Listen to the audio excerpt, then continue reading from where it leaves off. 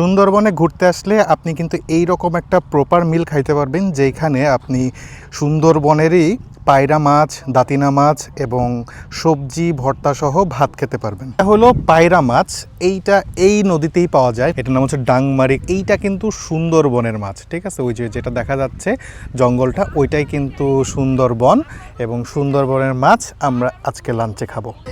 এই মাছটার নাম হচ্ছে দাতিনা মাছ। এটা বেশিরভাগ সময় ভেজেই খাই এবং এটা খেতে কিন্তু খুবই মজা। লাঞ্চে আছে হচ্ছে ভাত, পায়রা মাছ, দাতিনা মাছ ভাজা, একটা ভাজি এবং ডাল। এই ডালটার ভিতরে কিন্তু লাউ দেওয়া, মাঝে মাঝে ওরা এইটা কেওড়া ফল দিয়ে ডালটা করে। আমার পিছে কিন্তু দেখতে পাচ্ছেন সুন্দরবন, এবং আমার সামনে প্লেটে যে বড় বড় দুইটা মাছ দেখতে পাচ্ছেন, এই দুইটা মাছও কিন্তু সুন্দরবনের মাছ। এই মুহূর্তে আমি বসে আছি জঙ্গলবাড়ি রিসোর্টে।